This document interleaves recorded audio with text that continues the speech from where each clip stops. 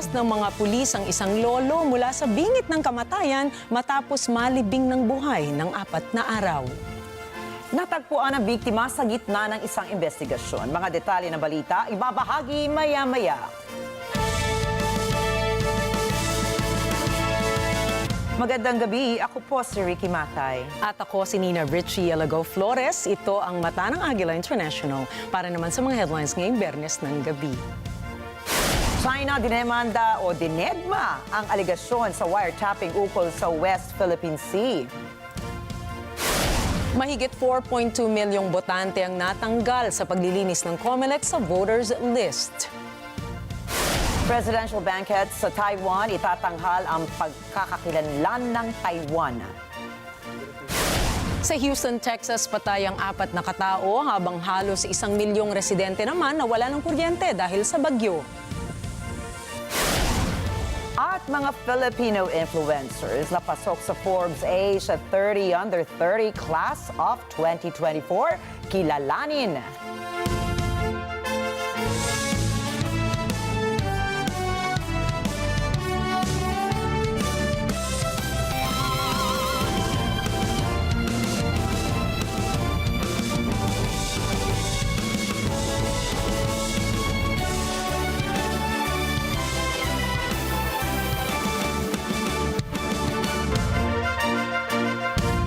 Dinedma lamang ng Chinese Foreign Ministry ang aligasyon sa wiretapping ng Chinese Embassy sa Manila.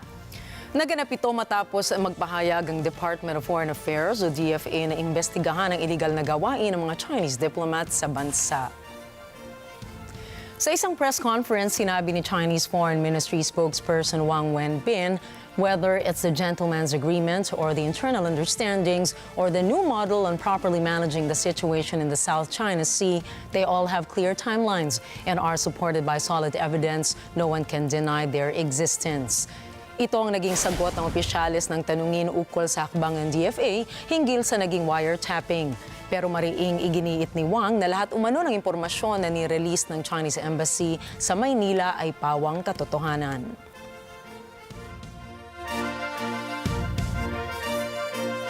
Nagsagawa ng coastal defense drill ang mga sundalo ng Pilipinas at Amerika sa dalampasigan ng Palawan. Nagsimula na ang 3 araw ng Archipelagic Coast Defense Continuum o ACDC para linangin ang interoperability at coastal defense capabilities ng dalawang bansa. Binuksan ang aktibidad ng isang combined convoy operation mula sa 3rd Marine Brigade Headquarters sa Puerto Princesa City patungong Camoning Beach. Bahagi ng naturang military exercises ang paggamit ng modernong taktika, katulad po ng paggamit ng small unmanned aerial system at pagdepensa sa coastal areas ng bansa.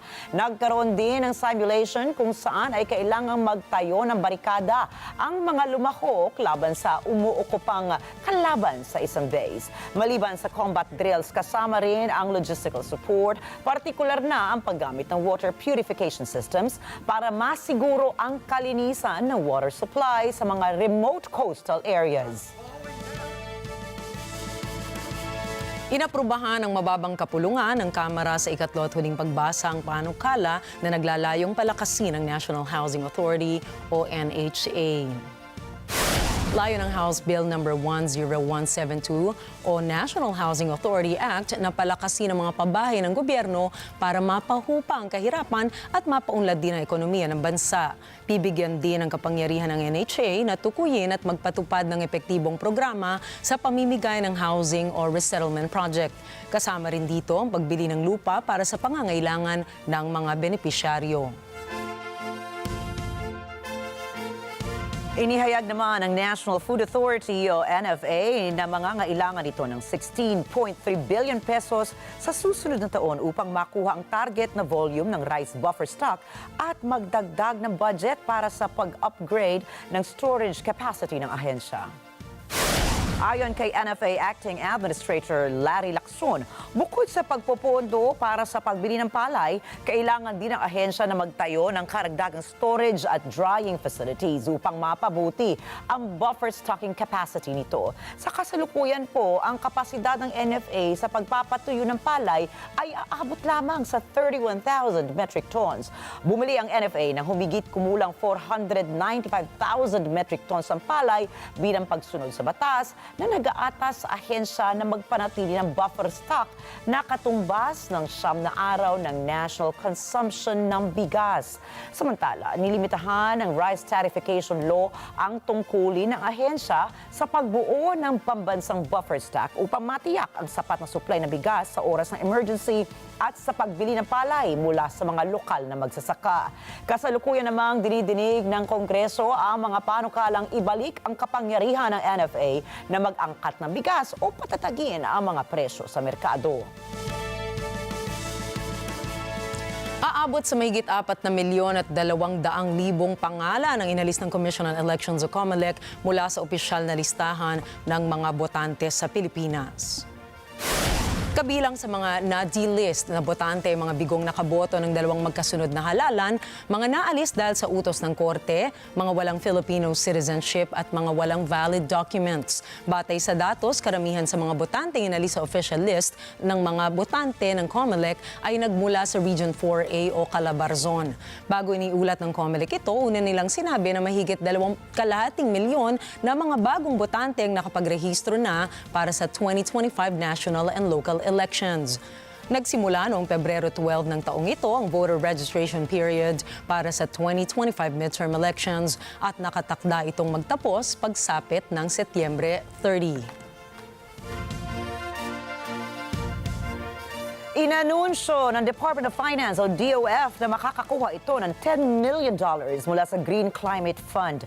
Ito ay upang tugunan ang mga panganib na dulot ng pagbabago ng klima sa Pilipinas. Kasunod ito ng matagumpay na pag-host ng DOF ng isang 4-day mission sa Pilipinas ng Green Climate Fund. Nagpasalamat si Finance Secretary Ralph Recto para sa financial grant at binigyang diin ang kahalagahan ng collective action upang masiguro ang sustainable future ng mga susunod na henerasyon. Bukod dito, mayroon pang 4 na priority project proposals na nagkakahalagang $188 million ang inaasahang popondohan din ng Green Climate Fund katuwang ang pamahalaan at iba pang partners. Ang Green Climate Fund ay isang international fund ng Global Climate Treaty ng Paris Agreement sa ilalim ng United Nations Framework Convention on Climate Change. Ito ay binuo upang suportahan ang mga proyekto na naglalayong magtaguyod ng low emission development and climate resilience sa mga developing countries. Asahan ang dagdag bawas ng presyo sa mga produktong petrolyo sa susunod na linggo. Sa pagtataya ng Department of Energy Oil Industry Management Bureau, posibleng bumaba ng 53 sentimos ang presyo ng kada litro sa gasolina. 12 sentimos naman ang asahang magiging tapya sa presyo kada litro ng diesel. Habang ang kerosene ay nasa 11 sentimos ang posibleng dagdag sa kada litro nito.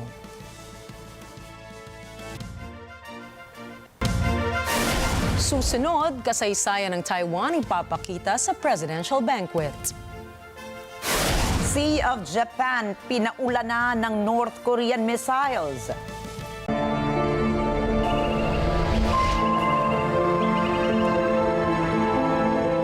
Sigaan po namin, tapos 2 araw po bago maluto. Pagkatapos po namin maluto, ihango po namin, dala po yung pala at saka yung pangkawit. Sige, dali. Kaya?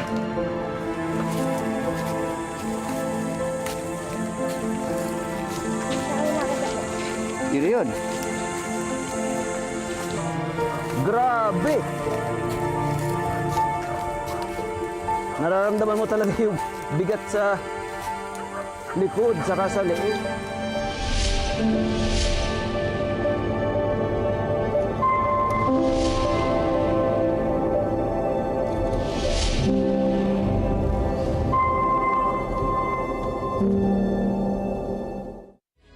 together. Sunnet 25. Sunnet 25.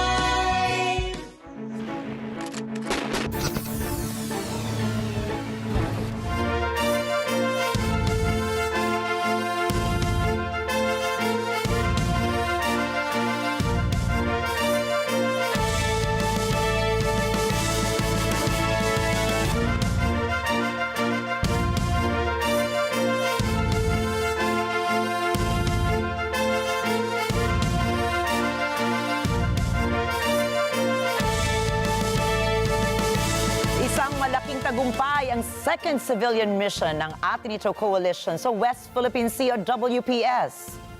Inihayag po ni Atin spokesperson Eman Hizon na sa kabila ng pagharap sa naglalakihang barko at labag sa batas na pagharang ng China sa kanilang misyon, ay nakapaghatid pa rin ang Atin Coalition ng mga supply sa mga mangingisda sa WPS. Nakamit din anya ng civilian mission ang ilan sa mga layunin nito. Kabilang na po ang pagkakaroon ng Solidarity and Peace Regatta ng mga maliliit na fishing boats sa loob ng Exclusive Economic Zone o EEZ ng Pilipinas, paglalagay ng mga symbolic markers sa loob ng WPS, pamamahagi ng 6,000 litro ng gasolina at pamimigay ng 1,000 food packs sa 617 na fisherfolk.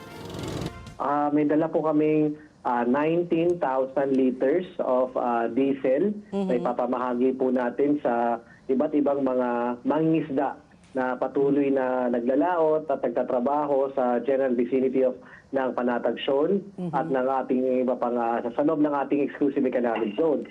Mamamahagi rin tayo ng close to 1,000 na mga food packs comprised of 5 kilos of rice at iba't ibang mga dilata. Nagpasalamat din si spokesperson Hizon sa Philippine Coast Guard o PCG at iba pang ahensya ng gobyerno at pribadong sektor na tumulong sa kanilang civilian mission. Dagdag pa ng Atin spokesperson, ang pagsisikap ng mga sumuporta sa kanila ay lubhang mahalaga sa pagtiyak ng kaligtasan at tagumpay ng kanilang misyon. Samantala, pinuri naman ni PCG Commandant Admiral Ronnie Hilgavan ang kanilang mga tauhan dahil sa kanilang pagiging profesional sa panahon ng escort mission. Pinuri rin ng PCG ang voluntaryong mission ng Atin Coalition para ipaglaban ang karapatan at soberanya ng bansa sa WPS. Matatandaang naglayag ang tinatayang 160 volunteers at crew ng FFB John, FFB Agian, FFB Patty, FFB Bing Bing, kasama ang 100 mangingisdang sakay ng 5 commercial vessels at 100 maliliit na fishing boats papunta sa Panatag Shoal. Kasama ng mga nasabing grupo ang ilang local and foreign media personnel and observers upang kunan naman ng dokumento ang mga pangyayari sa WPS mula noong May 14 hanggang ngayong araw, May 17. Upang umalalay at bantayan ang seguridad na misyon, dineploy ng PCG ang BRP Bagakay at BRP Panglao. Nagbigay din ang PCG Aviation Command ng aerial asset para sa maritime surveillance. Simula ang shadowing ng dalawang Chinese Coast Guard vessels na si 4108 at si 4109. Ang assessment nga po namin ay hindi na nga ho yung shadowing kasi sobrang lapit ng kanilang distansya sa 100 meters lang po ang layo nung isang vessel sa aming main convoy. So talagang abot tanaw, sobrang lapit. Tried to conduct some blocking attempts. Pero fortunately, nandoon po yung ating Philippine Coast Guard BRP Bagakay to protect the space of the convoy. So nagawa naman po yun. Meron na rin pong hanggang gabi po, hanggang buong gabi po, binuntotan na po sila ng isang Chinese Coast Guard vessel. We would like to commend Atin organizers. This is civil society showing that they understand the issue. It is not only a government approach but a whole of nation approach. China should respect civil society in exercising Philippine rights. Ngunit kagaya ng inihayag ng ating ito coalition at ng PCG, dumaan muna ang civilian mission sa pagsubok bago narating ang disputed area na Panatag Shoal. Ang Panatag Shoal po ay kilala rin sa tawag na Bajo de Masinloc at Scarborough Shoal. Tinatawag naman ito ng China bilang Huangyan Island. Ayon naman kay former US Air Force official and ex-defense attaché Ray Powell, nagpadala ang China ng pinakamalaking puwersa upang harangan ang civilian mission ng Pilipinas. Hindi na aniya kagulat-gulat ang ginawa ng China dahil ang presensya ng mga Chinese vessels sa Panatag Shoal ay nagbibigay diin lamang ng nagmamadali ang Beijing na i-civilize ang naturang lugar bilang pagtugon sa kanilang militarisasyon. Ayon sa 2016 United Nations Convention on the Law of the Sea, ang isang isla ay may sakop na 200 nautical miles o EEZ at 12 nautical miles na territorial sea. Ang Pilipinas po ay walang kumpletong sovereignty sa EEZ. Subalit, ang Pilipinas ay may sovereign rights sa mga likas na yaman na makikita sa EEZ. Ibig sabihin nito, hindi maaaring angkinin ng China ang mga land features kagaya ng isla o shoal na nasa exclusive economic zone ng Pilipinas. Ang Panatag Shoal, ang mga tubig sa paligid nito, mga isda, corals at iba pang likas na yaman na natatagpuan dito ay nasa ilalim ng sovereign rights ng Pilipinas. Kapansin-pansin din na ang Panatag Shoal ay 125 nautical miles ang layo sa baseline ng Pilipinas kung kaya't pasok ito sa 200 nautical miles na EEZ ng bansa. Samantala, ang China ay may layong 600 nautical miles mula sa Panatag Shoal. Kaya tama lamang ang desisyon na inilabas ng Arbitral Court ng The Hague. Samantala, handa at buo ang loob ng mga magsistapos sa Philippine Military Academy o PMA bagong Sinag Class of 2024 upang depensahan ang teritoryo ng Pilipinas laban sa China. Sinabi ng mga kadete na bahagi ito ng kanilang tungkulin na maging matapat sa konstitusyon ng bansa at sa mga mamamayan. We have seen the situation in the West Philippine Sea, and they have also said that we are also ready as part of our service, as part of our first reason why we entered the academy. We are ready to serve our nation whenever circumstances are needed. Their actions and plans with regards to the attacks of the Chinese vessels, ma'am, on the Philippine vessels. And with that, ma'am, I can say that the time will come that those actions that the Armed Forces of the Philippines and the Philippine Navy is been doing, ma'am, is having a progress, ma'am. Lumalawak na po ang pangunawa at kamalayan ng mga Pilipino ukol sa issue ng WPS. Nakataya rito hindi lamang ang ating teritoryo kundi maging ang kalayaan at kinabukasan ng susunod na henerasyon ng mga Pilipino.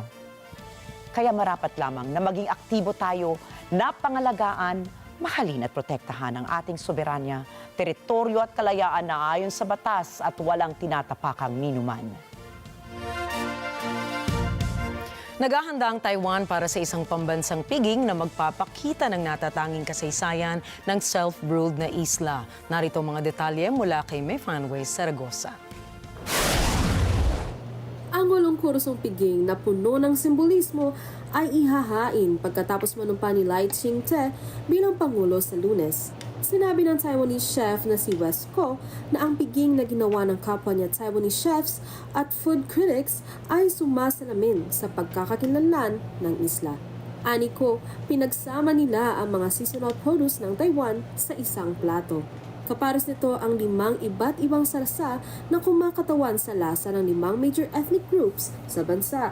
Sinabi ng food critic na si Jewel Chai na ang piging ay nagsasalaysay ng kwento ng Taiwan. Anya, ang pinakamahalagang elemento nito na kalayaan, demokrasya at pagkakaiba-iba. Gaganapin ang hapunan sa Tainan, kung saan dating nagsilbing bilang alkalde si Lai. Inaasahang dadalo ang mga dating opisyal mula sa pangunahing taga-suporta ng Taiwan, ang Estados Unidos, pati na rin ang mga leader mula sa mga kalyado nito. May Fanway Zaragoza para sa Mata ng Agila International. Trusted, connected, on point. Sa iba pang balita, nagpaputok ng mga ballistic missile ang North Korea sa kanilang East Coast. Isang araw lamang matapos magsagawa ang South Korea at USA ng Joint Fighter Jet Drill na nakita umano ng North Korea bilang isang malaking banta sa seguridad ng bansa. Ayon sa Joint Chiefs of Staff ng South Korea, ang mga armas na nilunsad mula sa North Korea sa rehiyon ng Wonsan ay naglakbay ng 300 kilometers bago ito bubagsak sa katubigan sa pagitan ng Korean Peninsula at ng Japan. Sinabi ng ahensya na ang mga paglunsad ng missile ay isang clear provocation na nagbabanta sa kapayapaan sa pagitan ng dalawang bansa. Dagdag pa nila na ang South Korea ay mananatiling handa sa posibleng mga agresyon ng North Korea kasama ang pakikipag-ugnayan sa military alliance nila kasama na ang USA.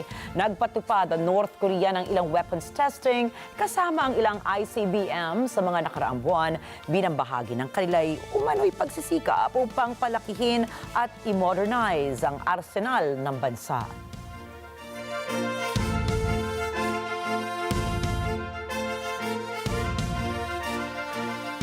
Ayon naman kay Slovak President-elect Peter Pellegrini, wala na sa kritikal na kondisyon si Prime Minister Robert Fico matapos ang ilang oras na operasyon na dulot ng pagtangka sa kanyang buhay. He is able to speak but only few sentences and then he's really tired because he's under some medication.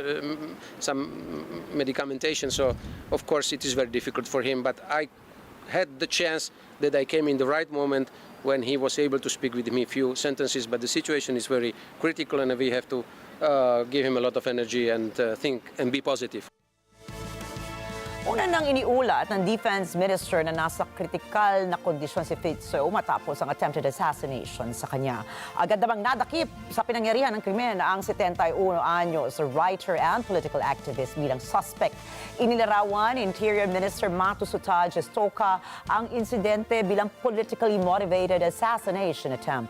Kinundina naman ng international community ang insidente kung saan ikinabahala nito ang pagtaas ng karahasan sa rehiyon habang papalapit ang eleksyon ng European Union. J'aimerais attirer votre attention sur la condamnation exprimée hier par la présidente von der Leyen de l'attaque infâme contre le Premier ministre slovaque Robert Fico. De tels actes de violence n'ont pas leur place dans notre société et affaiblissent la démocratie qui est notre bien commun le plus précieux. Les pensées de la présidente sont avec le Premier ministre et sa famille. Permítanme que comience esta intervención, como hice ayer en las redes sociales, condenando el ataque que sufrió el actual primer ministro de Eslovaquia y desearle una pronta recuperación. Creo que ninguna forma de violencia tiene cabida ni justificación posible en nuestra sociedad. Umapela si Ecuadorian President Daniel Noboa sa Europa na tulungan ang kanyang bansa na lutasin ang nakalulumpong problema nito sa droga. Si Rosel Feria para sa detalye. Sa isang panayam, sinabi ni Pangulong Daniel Noboa ng Ecuador na ang suliranin sa droga ng kanyang bansa ay isang isyong pangmundo kung saan dumadaloy ito mula South America, papuntang Europa at Estados Unidos. Anya, ito ay nagbibigay daan sa karahasan sa lahat ng lugar. Hay un problema global, no es un solo país, no es solo el Ecuador, no es solo Colombia, no es solo Perú, es la región entera que está sumergida en este momento en narcotráfico y en violencia, y ya parte de esa violencia se está viendo en Europa. Se lo ve en Bélgica, se lo ve en Holanda, se lo está empezando a ver en Francia, también en Italia. Entonces debería de haber un esfuerzo conjunto, porque si es que se logra parar el problema desde el origen, en este momento desde Ecuador, que es el lugar de tránsito, el lugar de tráfico inicial, el punto inicial, creo que se puede resolver muchos problemas. Pero gran parte... Nakapwesto sa gitna ng pinakamalalaking producer ng cocaine, Colombia at Peru, ang Ecuador ay binabalot ng nakagugulantang na karahasan matapos itong gawing istasyon ng drug shipments ng gangs. Ani Noboa, ang Ecuador ay humaharap ngayon sa isang gyera laban sa armadong mga grupo na mas malaki pa sa opisyal na puwersa ng bansa. Pero es una guerra constante, son grupos altamente armados, son 22 grupos armados que totalizan 40.000 personas. Es más grande que nuestro propio ejército, que son 36.000 personas, y nuestra policía son cerca de 60.000. Pero aún así esa es la magnitud del problema. Esto no es un problema de pandilla o de algo de un barrio. Esto es algo, es un problema transnacional y un problema con mucho dinero.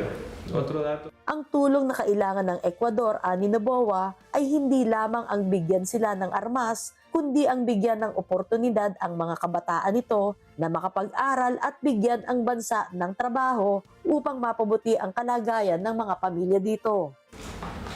Es que la ayuda no es solo darnos un fusil o darnos una pistola, es ayudarnos con becas para jóvenes de 18 años que hoy en día no tienen oportunidad de estudiar. Es invertir en el Ecuador en zonas de desarrollo para que haya empleo. Es programas también de vivienda digna para personas que hoy en día no tienen vivienda adecuada. ¿Por qué? Porque genera empleo en la construcción y también mejora la vida de las familias. Samantala, ipinagtanggol ni Noboa ang Ecuador sa ginawa nitong raid sa Embahada ng Mexico sa Quito noong Abril upang arestuhin si dating Vice Presidente Jorge Glass. Anya, kung may kriminal, hindi nito papayagang tapakan ang hustisya sa bansa. Nosotros con México queremos tener un diálogo fluido y un diálogo de paz, sin que exista intervención ni del un lado ni del otro. Si es que hay criminales condenados, nosotros no vamos a permitir tampoco en que la justicia, un brazo en el cual yo no tengo nada que ver ya que soy el Ejecutivo, sea burlada de esa manera. Rosel Feria para sa Mata ng Agila International, trusted, connected, on point. Nananatiling mataas ang tensyon sa Noumea, capital city ng New Caledonia, matapos ang ilang araw ng kaguluhan na hanggang ngayon ay may mga lugar pa rin sa teritoryong wala sa kontrol ng Estado. Inanunsyo ni New Caledonia High Commissioner Louis Lefranc ang karagdagang security development at 2,700 na pulis at gardam mula sa karaniwang 1,700. Matapos magsimula ang kaguluhan noong Lunes na nagresulta sa kamatayan ng 5 at daan-daang na aresto, naging relatibong kalmado ang Huwebes ng gabi. Ngunit may mga natitirang points of confrontation and concern sa Noumea. Sinabi naman ni Lefranc na magsisimula na ang mga operasyon para magbigay ng pagkain at gamot sa publiko kasama ang mga teams na may mga specialists sa landmine clearing para tanggalin ang mga barikada sa kalsada na may mga patibong mula sa mga aktivista. Sa mga nakarang araw, nakararanas ang kaguluhan sa New Caledonia, bunsod ng plano ng France na magpataw ng bagong mga patakaran sa pagboto. Samantala, namumuo ang galit at panghihinayang sa iba't ibang bahagi ng European Union habang patuloy na tumataas ang halaga ng pamumuhay. Ito sa panahong nalalapit na ang halalan. Si Ana Cui para sa report. Ang tumataas na presyo ng mga pangunahing bilihin kasama na ang pagkain, upa ng bahay at enerhiya ay nagdudulot ng malaking pasanin sa mga mamamayan ng European Union. Sa ilang bansa tulad ng Romania, umabot na ang inflation rate sa 10% noong nakaraang taon. Ito ay isa sa pinakamataas sa buong Europa.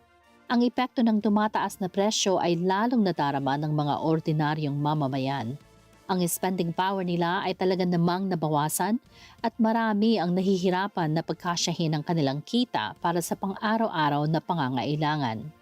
Sa gitna ng lahat ng ito, higit sa 90% ng mga taga-Europa ang nagsasabi na ang krisis sa presyo ng pamumuhay ang kanilang pangunahing alalahanin.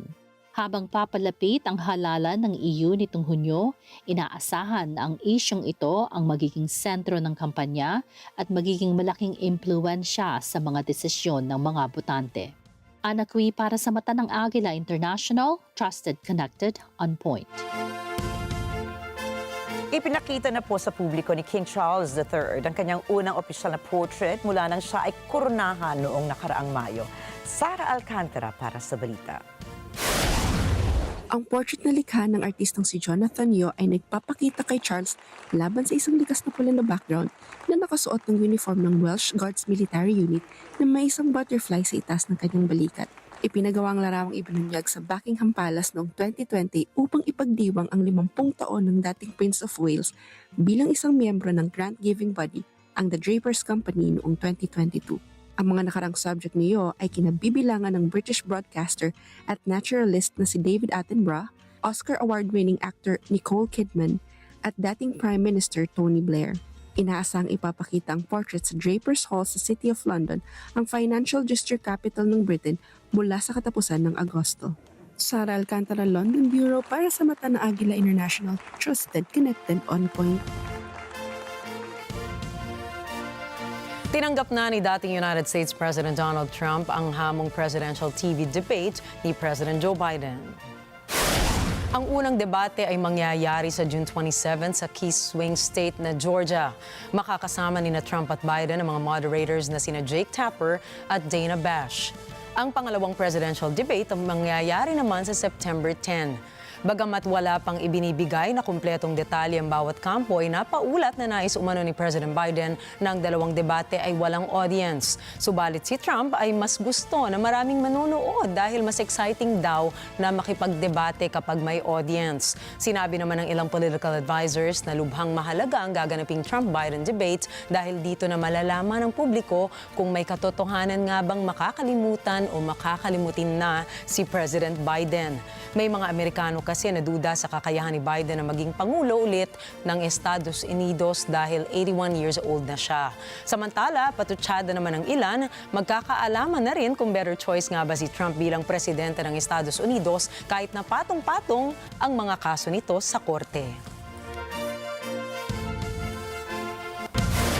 Susunod, lolo na iligtas matapos ilibing ng buhay. New York Dublin portal pansamantalang sinara dahil sa mga hate crime. At kilalanin natin ang mga Pinoy na pasok sa Forbes 30 Under 30. Walang BBTO, marami po tayong balita sa pagbabalik na mata ng Agila International.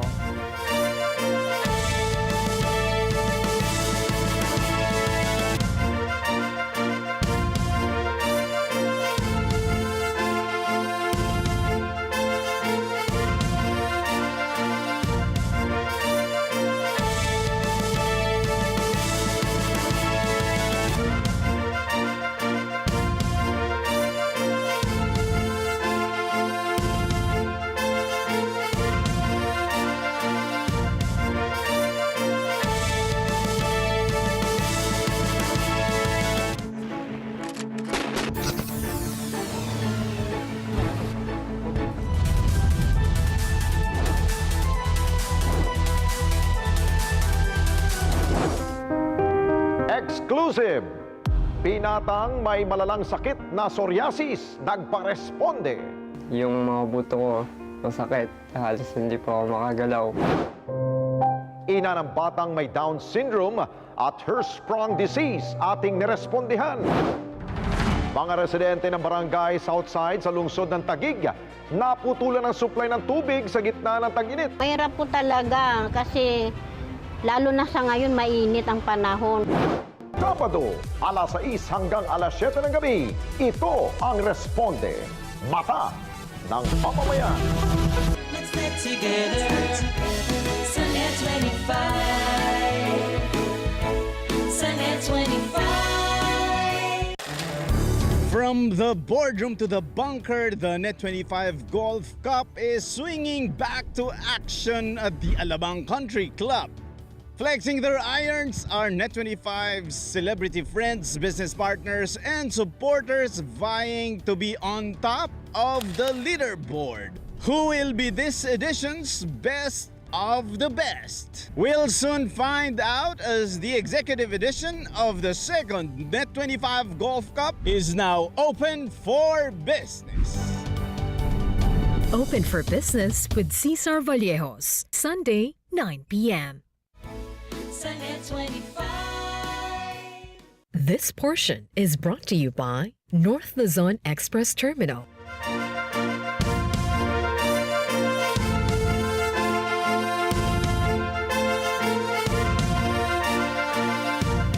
Nagbabalik ang mata ng Agila International.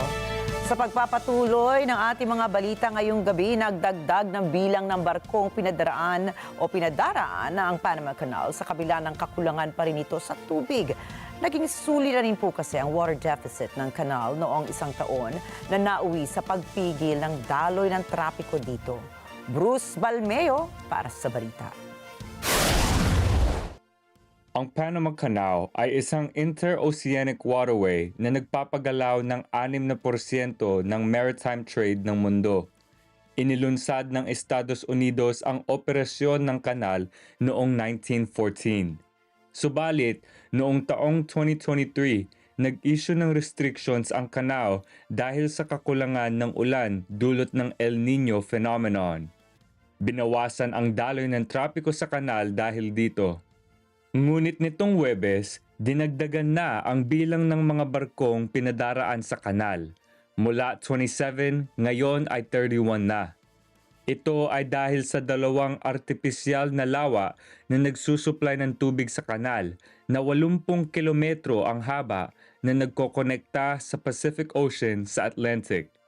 Ayon sa canal operations, unting-unting daragdagan ang bilang ng mga barkong padaraanin hanggang sa maibalik na ito sa dati. En los próximos meses estaremos anunciando aumentos graduales de capacidad y pensamos que ya para finales de este año 24 pudiéramos estar en los niveles normales de tránsito que está acostumbrado el canal. Bruce Balmeo para sa mata ng Agila International, trusted, connected, on point. Patay naman ang 4 na tao matapos humagupit ang malakas na bagyo sa Houston, Texas. Naglabas ang otoridad ng high-risk warning para sa inaasahang matinding pagbaha kung saan ang hangin ay kumikilos ng 80 hanggang 117 miles per hour. Tinatayang nasa 935,000 ng mga residente ngayon ang walang kuryente dahil sa walang tigil na pag-ulan sa loob lamang ng 24 oras. Ayon sa ulat na natanggap ni Houston Police Chief Samuel Pena, ay tinamaan ng natumbang puno ang 2 namatay. Samantala, naglabas naman ang kautusan ng mayor ng Houston na si John Whitmire sa mga residente na manatili sa kanilang mga tahanan. Dagdag pa niya ay kanselado rin muna ang mga klase ng mga estudyante sa kanilang lugar habang patuloy ang investigasyon sa kabuang pinsala ng bagyo.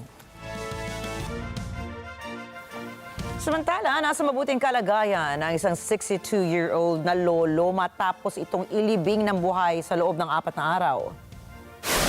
Ayon sa Moldova Police, natagpuan ang biktima sa gitna ng isang investigasyon ng pagkamatay ng isang 74-year-old na lola. Nang inaaresto na ang isang suspect ay may narinig na humihingi ng tulong mula sa mga pulis. Hinanap ng pulisya kung saan nagmula ang boses hanggang sa napadpad sila sa isang lote. Agad namang kumuha ng pala ang mga operatiba hanggang nahukay nila ang isang duguan na damit. Sa patuloy na paghuhukay ay lumabas ang isang matandang lalaki mula sa butas na natabunan ng lupa. Napag-alamang may sugat sa leeg ang lolo kaya dinala agad ito sa pagamutan.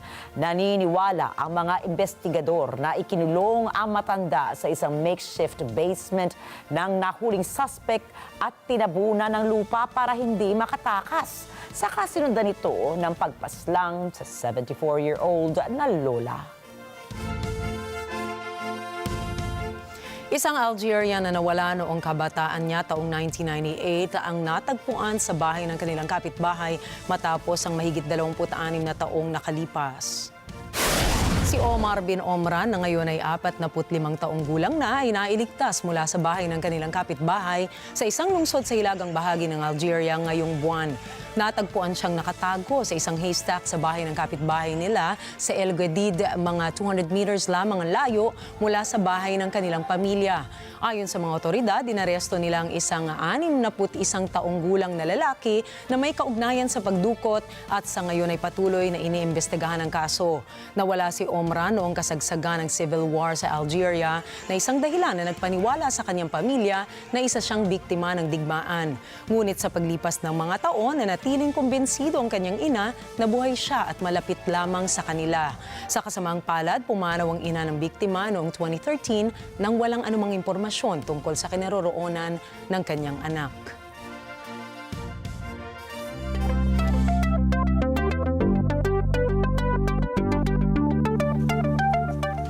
Bibigyan ng data access ng Reddit ang OpenAI bilang yakap nito sa Artificial Intelligence o AI. Ayon sa naging deal, magkakaroon ng bagong feature ang Reddit gamit ang AI. Mula rito, magiging advertising partner na ng Reddit ang OpenAI.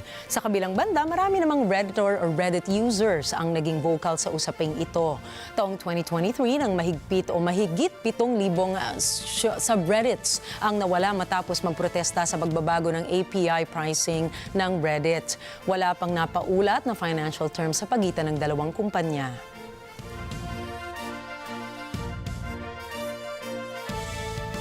Nag-anunsyo naman ng Apple na ilalabas ito ang pinakabagong features nito sa lahat ng software platforms. Kasama rito ang eye tracking. Layo ng mga bagong features na matulungan ang mga may kapansanan na mapadali ang navigation nila sa mga iOS at iPadOS.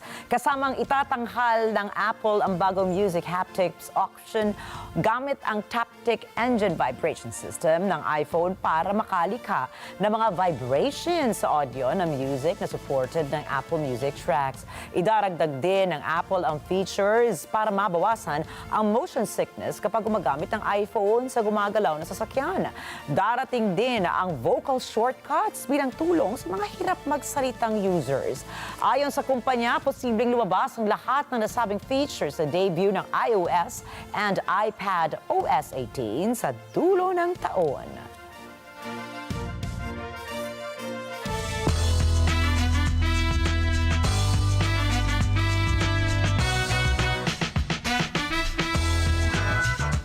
Pansamantala namang isasara ng mga otoridad ang live video portal sa Dublin, Ireland na isang video patungo sa New York dahil sa hindi maayos na pag-uugali ng ilang gumagamit rito.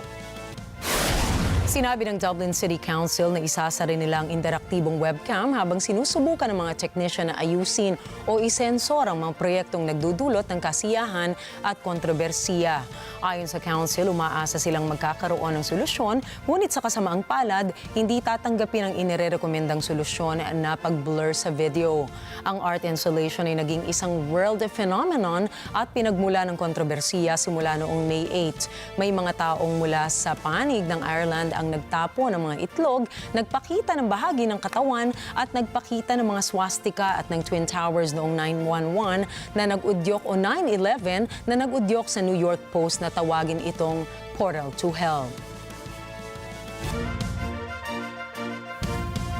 Kinikilala ngayon ang galing ng ilang kabataang Pinoy na kagaya ng mga content creators na si Abby Marquez, Archie Larga at Ezekiel Miller matapos silang pumasok sa Forbes Asia Under 30.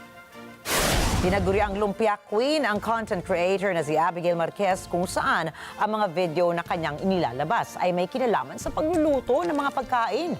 Nakatanggap din siya ng natatanging parangal bilang TikTok Creator of the Year sa kategorya ng pagkain noong taong 2023 at naging nominado sa 2024 James Beard Awards.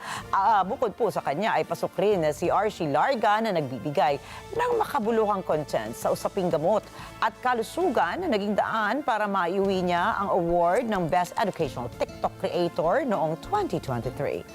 Hindi rin nagpahuli ang rapper na si Ezekiel Miller matapos kilalanin ang kanyang mga gawa na may simbolismo ng pagiging makabayan.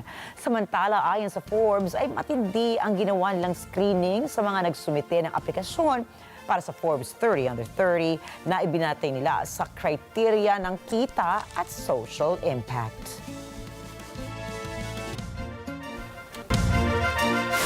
Susunod, ang mga fans sa Canada dinumog ang pagbabalik ng Calgary Expo. Isang simpleng takeria sa Mexico na ginawaran ng Michelin star. At abangan ang iba pang mga storya pagdating ni Alma Angeles at ng Net25 World News. Iba pang mga detalye sa pagbabalik ng mata ng Agila International.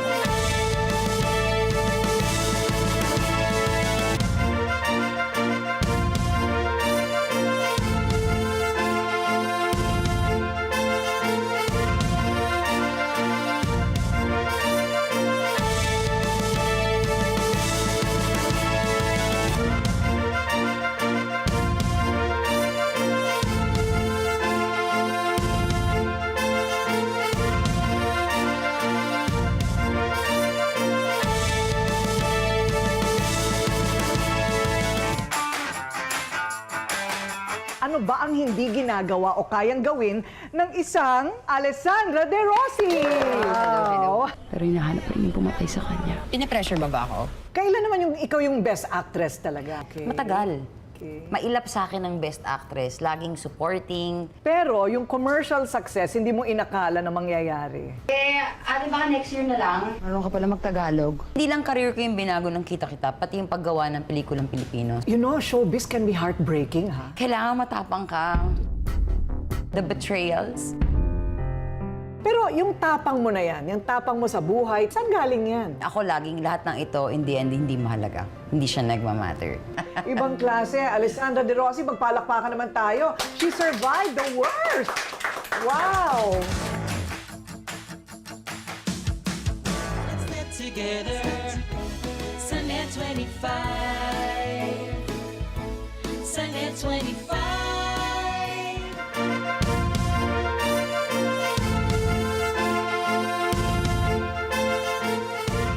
Sa Canada, libo-libong comic enthusiasts ang dumayo sa Calgary Expo ngayong taon. Suot ang kanilang costumes, dinumog ng fans ang samot-saring booths, Q&As at demos handog ng event. Narito ang report ni Stephen Andrew Arevalo. Hello everyone, Andrew here. We are here at the Calgary Comic and Entertainment Expo, also known as the Calgary Expo. The Calgary Expo is a 4-day event that happens annually during spring, here in the Stampede Park in downtown Calgary. If you're into comics, sci-fi, horror, anime, gaming, or cosplay, you'll feel right at home here at the Calgary Expo. The grounds were filled with people dressed in their favorite iconic characters. Some even create their own costumes by sewing materials, crafting armors, and making props. Others spend even a pretty penny at shops both in-store and online. Whether store-bought or handmade, cosplay attendees most of all are here to have fun. Let's catch up with a few characters that we were able to ask.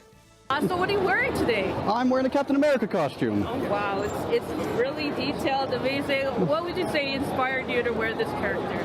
Well, I wanted to make an attempt at a costume a few years back, and I had recently bought the shield as a bit of an expenditure for my own personal collection. And I thought, well, if I have the shield, might as well go a little bit further, and that's how I can build the costume from.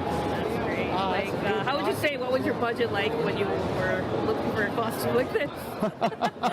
Well, the shield put me out a few hundred. That was a bit expenditure, so that was a big one. And then so once I was going that far, I think probably all in all, it came to around 1,000 to 1,200. Apart from the cosplay characters you'll find here, you'll find many rows of vendors selling merchandise ranging from fan art, accessories, and the like. If you're interested in the world of comics, there's even comic creators here with their original sketches and body of work ready to entertain questions and commission their work for ready fans. We got to catch up with a familiar face, YouTube creator, the box office artist, James Reyes, and see him at a Transformers panel with fellow comic artist, Marcelo Matere. James Reyes. I've been drawing professionally for 20 years. I started my career at a company called Dreamwave Productions. Way back in the day, my first issue was Transformers Armada #1, way back in 2002, before a lot of you were born, but that's okay, right? And worked for a long time. Right now, I'm doing YouTube. You can follow me on YouTube at youtube.com/theboxofficeartist, and that's where I make my career now, on YouTube. So. That was not enough to capture your excitement. We even got to see the cast of Avatar, The Last Airbender, Netflix live-action series.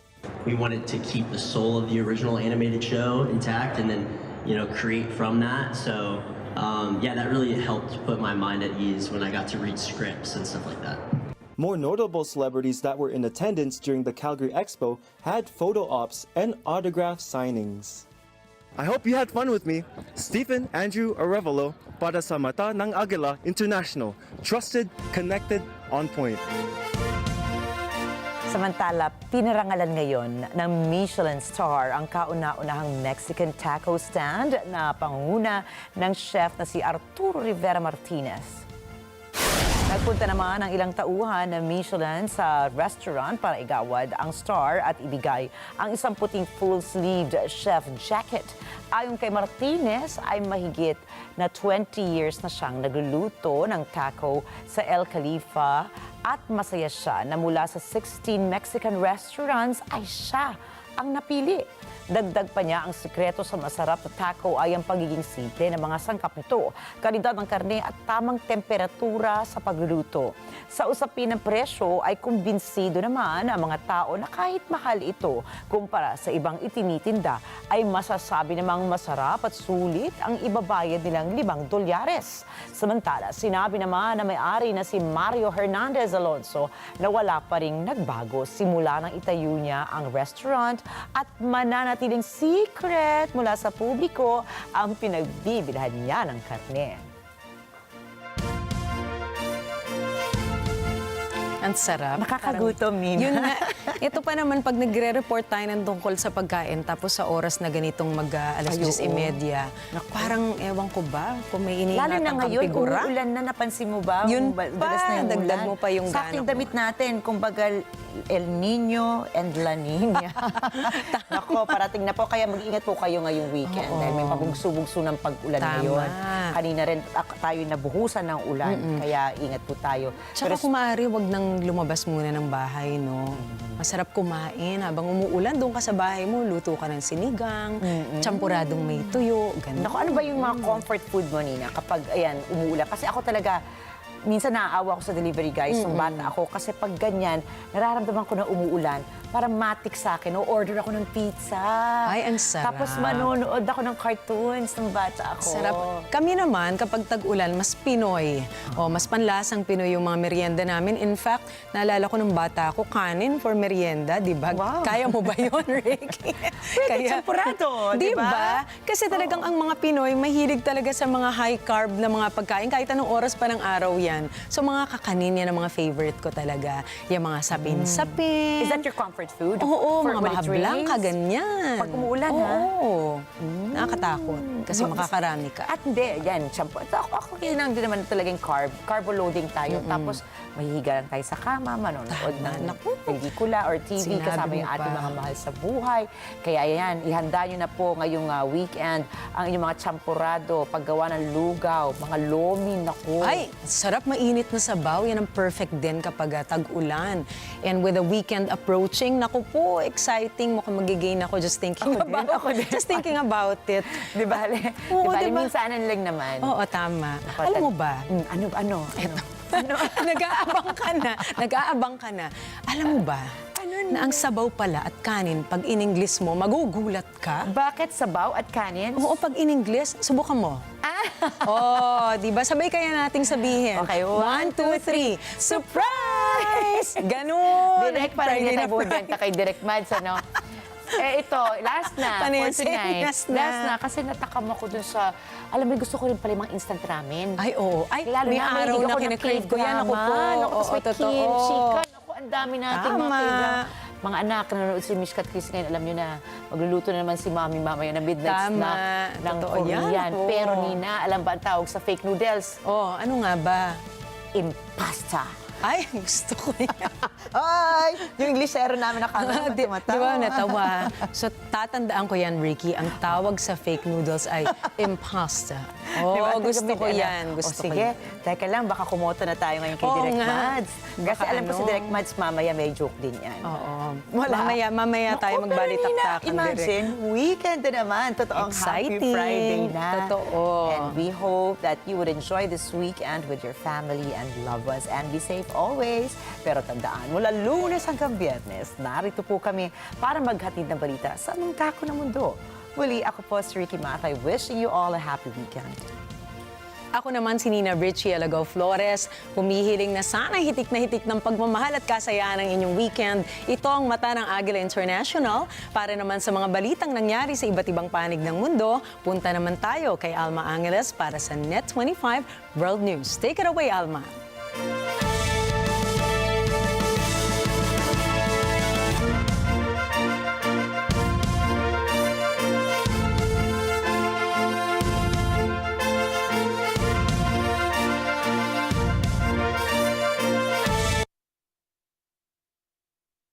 you, Nina and Ricky. Welcome to Net25 World News. I'm Alma Angeles. Let's dive into the headlines. First up, Russian leader Vladimir Putin addressed the audience in Harbin, northeastern China, on the final day of his visit, aiming to strengthen essential trade ties with China. The Israeli army faces heavy losses as fighting intensifies with Hamas in Jabalia, northern Gaza. Meanwhile, a political conflict erupts in Israel's war cabinet as the defense minister Yoav Gallant criticizes Prime Minister Benjamin Netanyahu's Gaza plans in a televised address. In other news, the Israeli army confirms that 2 Thai hostages, previously believed to be alive in Gaza, were killed in the October 7 attack, and their bodies remain in Palestinian territory. And in Fort McMurray, residents receive relief as rain and cooler weather halt the progress of a large wildfire toward the city.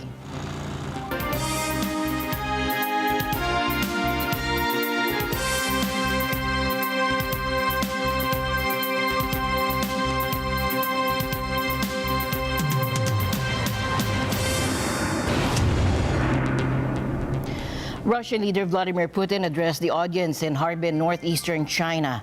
On his final day of the visit focused on bolstering essential trade ties with China.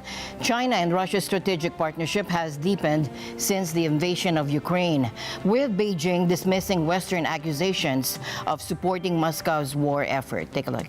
Стратегический альянс в энергетике, ставший несущей опорой всего глобального рынка энергоресурсов, уверен, будет и далее укрепляться. Россия готова и способна бесперебойно, надежно снабжать китайскую экономику, предприятия, города, поселки экологически чистой, доступной энергией, светом и теплом. В условиях, когда мир стоит на пороге следующей технологической революции, мы настроены последовательно углублять двустороннюю кооперацию в области высоких технологий и инноваций, объединять наши научные и исследовательские потенциалы. Это необходимо, чтобы уверенно занимать лидерские позиции и повышать конкурентоспособность России и Китая в мировой экономике завтрашнего дня. Now, China has provided vital support to Russia's isolated economy, with trade surging since the invasion and reaching $240 billion in 2023, according to Chinese customs data. Now, Putin's visit to Harbin is part of efforts to enhance this economic relationship. Located just a few hundred kilometers from the Russian border, the city has long been a crucial hub for cross-border trade and cultural exchange. Meanwhile, Western countries have been increasing pressure on China to withdraw its support for Russia's economy. Following Washington's pledge to target financial institutions aiding Moscow, Chinese exports to Russia declined in March and April, after an initial surge earlier in the year. Now, in a statement to the media after his talks with Putin on Thursday, President Xi emphasized that both sides agreed on the necessity of a political solution to end the war. And hours after President Xi and President Putin met, a U.S. State Department spokesperson remarked that Chinese President Xi Jinping cannot simultaneously strengthen ties with the West and support Russia, following Xi's commitment to enhancing relations with Vladimir Putin. First is that the People's Republic of China cannot have its cake and eat it too. You can't have it both ways. You can't want to have good, further, stronger, deepened relationships with Europe and other countries while simultaneously continuing to fuel the biggest threat to European security in a long time. Last week, Russia initiated a ground assault into Ukraine's northeast, citing the need to halt cross-border shelling. President Vladimir Putin clarified that while this operation is underway, there are no immediate plans to seize control of Kharkiv city. Что касается Харькова, то таких планов на сегодняшний день нет. Что касается того, что происходит на Харьковском направлении, это тоже их вина. Потому что они обстреливали и продолжают, к сожалению, обстреливать жилые кварталы приграничных территорий, включая Белгород. Meanwhile, Ukraine intensified efforts on Thursday to stabilize the front line in the northeastern Kharkiv region, where Russia has made significant territorial gains in the past 18 months following its recent offensive. Now, President Volodymyr Zelensky confirmed the dispatch of additional reinforcements to the area, while the Ukrainian army reported partial success in halting Russia's advancement. However, the governor of the Kharkiv region highlighted that Moscow has made progress near the border village of Lipsy and remains determined to capture the town of Vovshansk. Governor Oleg Sinegobov emphasized the current priority of stabilizing the front line. Furthermore, Ukraine leveled accusations against Russian forces alleging the execution of civilians in captured territories and the use of some civilians as human shields. To the Middle East now, where the Israeli army has faced heavy losses as fighting with Hamas intensifies in Jabalia, northern Gaza. 5 Israeli soldiers were killed and 7 were injured in a friendly fire incident. Fierce battles also continue in southern Gaza, especially in the city of Rafah. While the ground fighting rages on, a major political conflict has erupted in Israel's war cabinet. In a televised address, Defense Minister Yoav Gallant criticized Prime Minister Benjamin Netanyahu, questioning his plans for Gaza.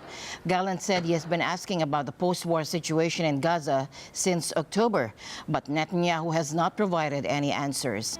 מבהיר, לא אסכים להקמת ממשל צבאי ישראלי בעזה. אסור לישראל לשלוט אזרחית ברצועת עזה.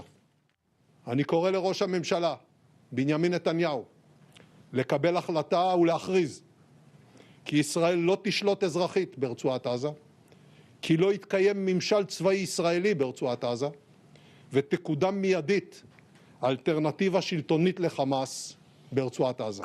Gallant wants Netanyahu to promise that Israel will not use its military to manage Gaza after the war.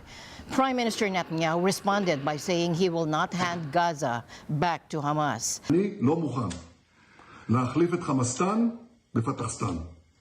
אחרי הטבח הנורא של 7 באוקטובר הנחיתי להשמיד את החמאס. לוחמי צה"ל וזרועות הביטחון נלחמים על כך. כל עוד החמאס נשאר על כנו, אף גורם אחר לא ייכנס לנהל את עזה אזרחית. בוודאי שלא הרשות הפלסטינית. Defense Minister Gallant is worried that indecision in the war cabinet will lead to more Israeli casualties as the war drags on, even though Hamas is now much weaker.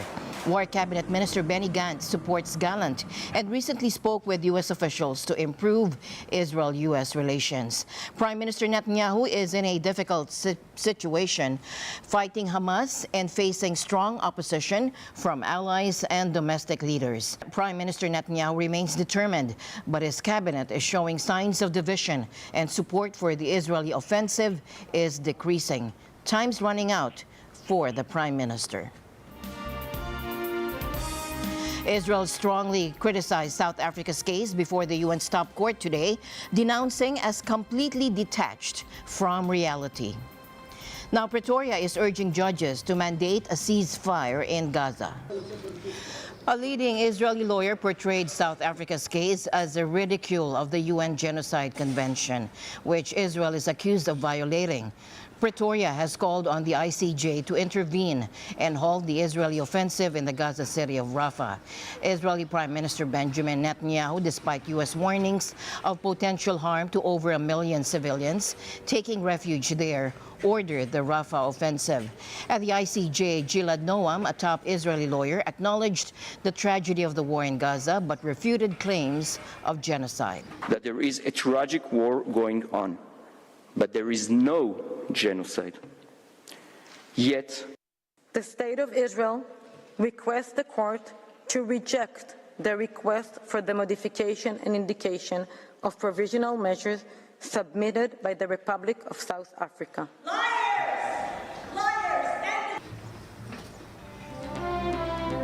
Meanwhile, the Israeli army has confirmed that 2 Thai hostages, previously believed to be alive in Gaza, were killed in the October 7 attack, and their bodies remain in the Palestinian territory. היום הודיעו נציגי צה"ל ומשרד החוץ, למשפחותיהם של החטופים, אזרחי תאילנד, סונטאיה אוקקרסי וסונטיסק רינטלק, שעבדו בחקלאות במטעים הסמוכים לקיבוץ בארי כי הם נרצחו במהלך מתקפת הטרור ב-7 באוקטובר, וגופותיהם נחטפו ומוחזקות כעת על ידי חמאס בעזה. Now, approximately 30,000 Thai citizens live in Israel, most working in agriculture. The October 7 attack by Hamas on southern Israel resulted in over 1,170 deaths, primarily civilians, according to an AFP tally of Israeli official figures. Israel's military response has led to at least 35,272 deaths, mostly civilians, according to the health ministry in Gaza, governed by Hamas. Thai Prime Minister Sretha Thavisin expressed deep sorrow on Friday over the deaths of the two Thai nationals and extended his condolences to their families. He also assured that the Thai government would continue efforts to secure the release of the remaining hostages. Now, some good news for Fort McMurray residents. Rain and cooler weather have stopped a large wildfire from getting closer to the city. Winds from the northwest at 10 kilometers an hour are expected today, which should push the fire away from Fort McMurray and Highway 63.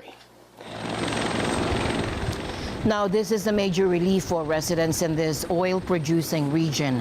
While the fire located southwest of Fort McMurray is still out of control and has burned a significant area of forest, firefighters are making good progress containing it. This is a product of a community and a region adopting the fact that they, or I guess understanding the fact that they live in the boreal forest and adopting some simple principles and living within it. And there's currently no threat to oil sands mines. But officials are warning that production could be impacted if the situation worsens. The smoke may be a constant reminder, but there's hope. Evacuation orders for some residents could be lifted as early as next Tuesday.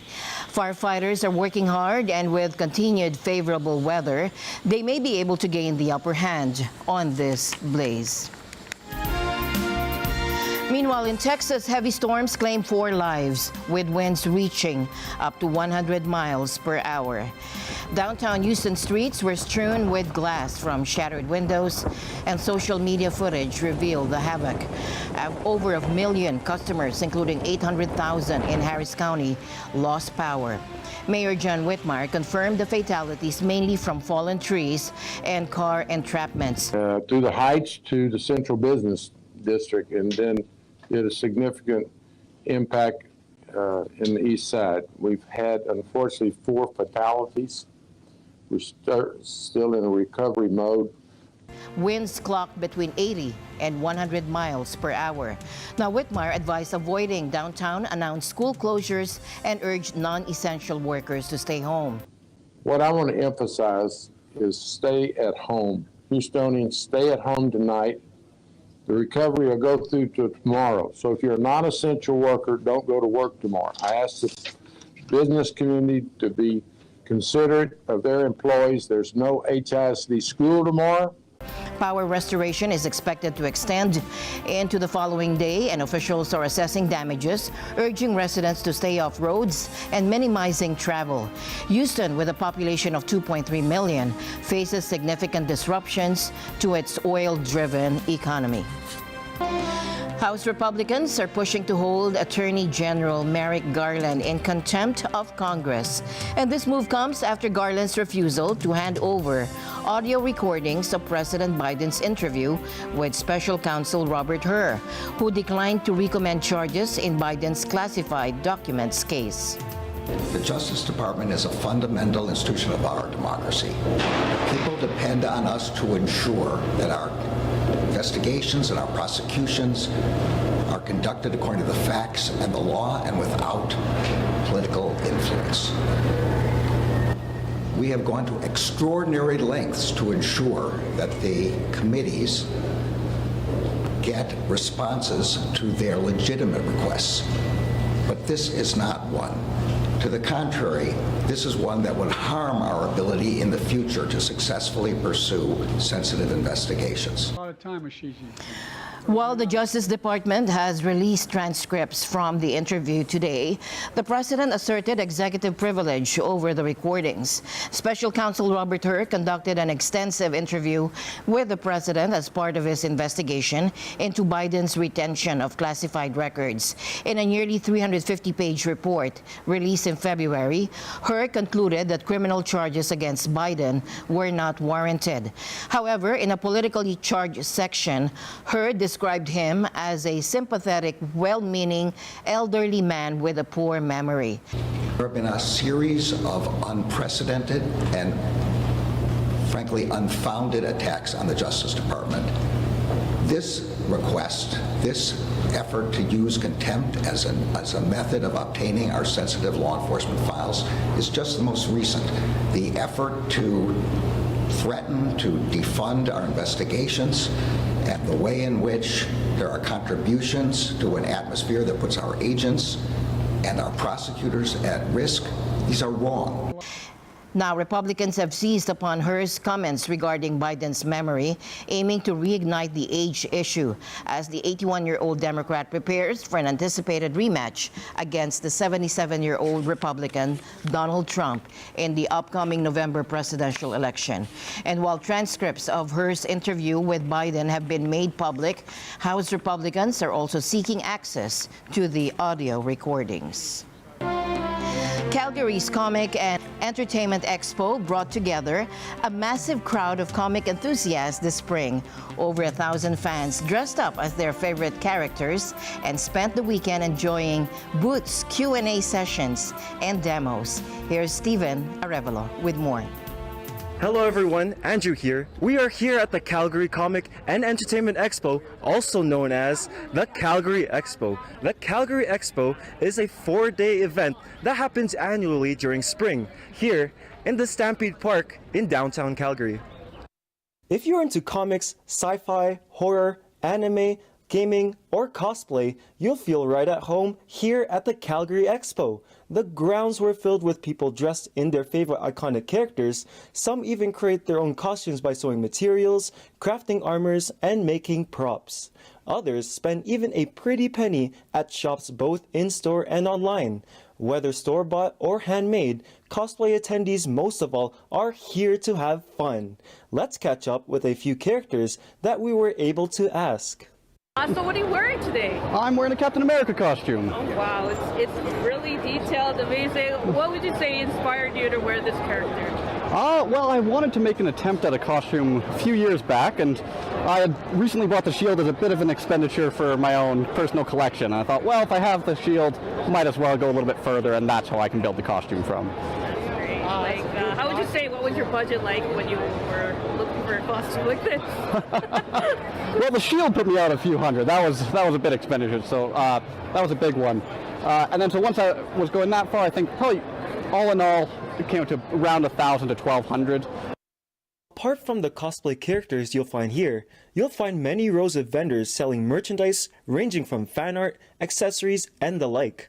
If you're interested in the world of comics, there's even comic creators here with their original sketches and body of work ready to entertain questions and commission their work for ready fans.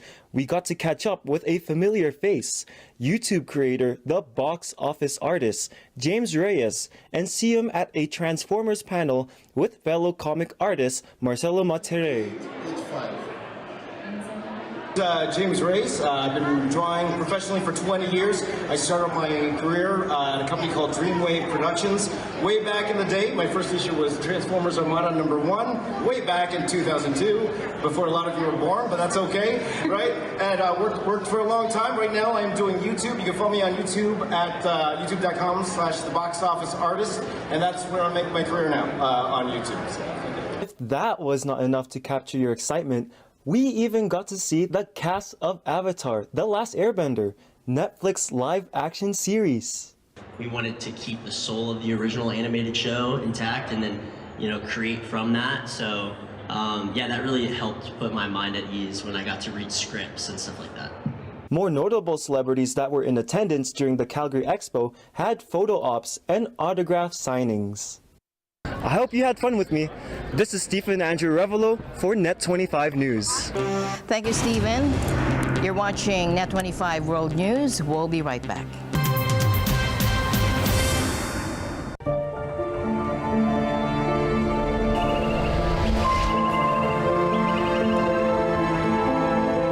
Sigalan po namin.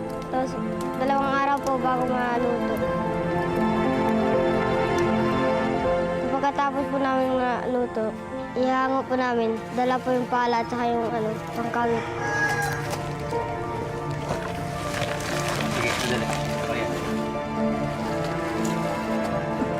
Ayan.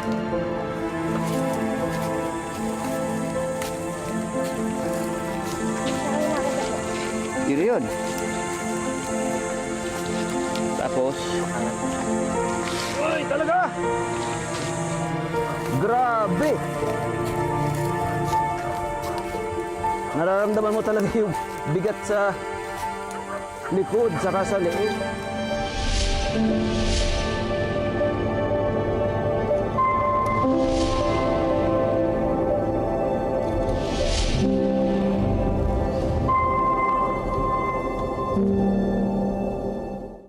Let's get together.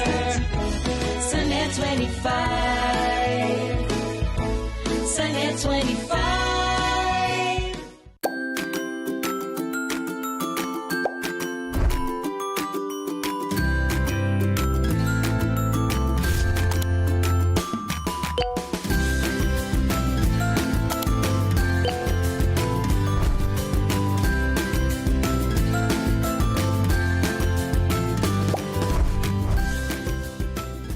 Welcome sa bukod tanging game show na mapapanood sa telebisyon na hindi kailangan maging henyo para manalo. Please welcome our Gamers na Promodizers! Hello po, good morning sir. Baka gusto nyo try si Vitamin C. Nanasilig na rin siya sir, alkaline base na naglalabas ng acidity sa katawan. Check po siya sa may mga UTI, may ulcer kasi. Sir, nanasilig siya. Nanasilig na rin. Agad-agad! Anong musical instrument ang ginawa ni Bartolomeo Cristofori noong 1704? Nagsisi ka ba na pinindot mo? Akala ko madali lang. Akala mo madali, no? And this is not a game! Level up! Let's get together. Sunday 25. Sunday 25. In Papua New Guinea, Foreign Affairs Minister Justin Katchenko welcomed New Zealand's Deputy Prime Minister Winston Peters. Ecortelesa Quinola reports from Port Moresby. Papua New Guinea's Foreign Affairs Minister Justin Katchenko welcomes his New Zealand counterpart Winston Peters at the country's tarmac. Papua New Guinea Prime Minister James Marape meets Peters for a bilateral meeting at his office at the Sir Manasupe House, Port Moresby. We have committed to working closely with Papua New Guinea and other Pacific partners to address the shared issues within the region, including basic climate change, security, and economic resilience. And what we learned separately, what together we can help each other with across the board. Included as well are matters about the two countries' defense, security cooperation, trade and investment. We've had very good discussions at this bilateral to double the numbers for those for the RECI program, and also we will be putting in RECI liaison officers in our High Commission in New Zealand to make the process run easier, quicker, and better. The two foreign ministers, Winston and Katchenko, agreed to have regular ministerial consultations to ensure that all arrangements are honored. Ecortelesa Quinola from Port Moresby, Papua New Guinea for Net25 World News. Now, disturbing numbers. A new report shows a mental health crisis among U.S. youth. Over 42% of students felt hopeless in 2021. And for Mental Health Awareness Month, the Department of Education is taking action. More on that with Jeff Sanidad. Here in the United States, reports reveal that in 2021, more than 42% or 4 in 10 students felt persistently sad or hopeless. 29% or nearly 1/3 of students experience poor mental health. In 2021, 42% of U.S. high school students experienced persistent sadness and hopelessness. Almost 1/3 experienced poor mental health in the past month, and 10% attempted suicide in the last year. Our findings are particularly stark for teen girls. Teen girls are experiencing record high levels of violence. In 2021, 1 in 5 girls recently experienced sexual violence. This is up 20% since 2017. This month, as it is Mental Health Awareness Month, the Education Department announces new actions to make school-based mental health services more accessible to students. First, by nearly doubling the amount of funding available for the school-based mental health and the mental health service professional grant programs. Also, it is giving states, school districts, and institutions of higher education additional time to apply for these grant programs. Second, by releasing additional bipartisan Safer Communities Act funding to improve the mental health and well-being of students and educators. These funds aim to make the schools safer and more welcoming for students using a variety of strategies. The United States faces a disturbing mental health crisis among its youth. These programs in schools aim to strengthen the connection of the youth to the community in order to avoid further mental health deterioration of the country's young residents. Jeff Sanidad, Washington, D.C. for Net 25 World News. Now, Taylor Swift's Eras Tour is bringing a windfall to the UK economy. A new study estimates the tour will generate nearly £1 billion as fans splurge on tickets, travel, and merchandise. Ryan Florentino reports from London. Taylor Swift's worldwide Eras Tour will boost the UK's economy by almost £1 billion, or $1.3 billion, as fans splash the cash to see the US music star Barclays Bank estimated on Wednesday. A study entitled Swiftonomics said almost 1.2 million fans would each sell out about £848 on tickets, travel, accommodation and merchandise to see the singer and songwriter perform in the UK over 15 summer dates. This figure is 12 times the amount someone would spend on an average night out in the country, according to Barclays. The average amount spent on an Eras Tour ticket is £206, although 14% of fans, including those who bought VIP ticket packages with premium seating and exclusive merchandise, spent more than £400. Swift is on the European leg of her tour that began more than 1 year ago, with the performer having played to sold-out arenas across North and South America, as well as Asia. In the UK, Swift will perform at sporting arenas in Cardiff, Edinburgh, Liverpool, and London. By the end of 2023, the tour became the first to sell more than $1 billion in tickets. It is on track to more than double the amount by the time it concludes at the end of this year. Reporting from London, United Kingdom, this is Ryan Florentino for Net 25 World News. Thanks, Ryan. Now, remember the first time you talked to your phone and it actually listened? Now, that was Siri, Apple's groundbreaking AI assistant. But while Siri started the conversation, it seems Apple might be missing the rest of the chat. Now, back in 2010, Apple acquired a little app called Siri. Imagine having a personal assistant in your pocket ready to answer your questions and complete tasks with just your voice. It was a game changer. When you think about it, only Apple could make such amazing software, hardware, and services. What is the weather like today? Here's the forecast for today. It is that. Now fast forward to today, and Siri, well, let's just say the shine has worn off a bit. This week, the world of AI assistants exploded. OpenAI unleashed GPT-4.0, an assistant that can chat with your dog, solve equations. This will open up GPT-4o's audio capabilities. Hey, ChatGPT, I'm Mark. How are you? Oh, Mark. I'm doing great. Thanks for asking. How about you? You have 3x and you want to find the value of x. Think about what operation would undo multiplication. Is the king in residence? And Google wasn't far behind with Project Astra. Tell me when you see something that makes sound. I see a speaker, which makes sound.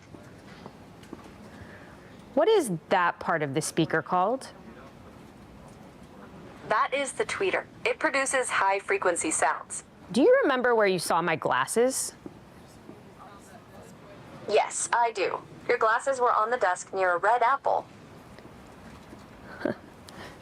Now, where's Apple in all this? Now, Steve Jobs envisioned a future dominated by AI assistants, and it's here. But where's Apple in this revolution? While competitors like OpenAI, Google, and even Meta are showcasing their latest AI marvels, Apple's been strangely quiet. Are they hiding a world-changing secret, or are they scrambling to catch up? Rumors suggest Apple might be partnering with OpenAI to integrate their tech into iPhones, and this could be a much-needed boost. Now, next month's Worldwide Developers Conference is Apple's chance to step back into the spotlight. Siri may have started the AI revolution, but can Apple reclaim its place at the forefront? Or will they be left behind, a silent partner in a conversation they once dominated? And that wraps up our Net25 World News. I'm Alma Angeles. We'll see you back next week with more updates from around the globe. Until then, have a safe and enjoyable weekend. Good night. This program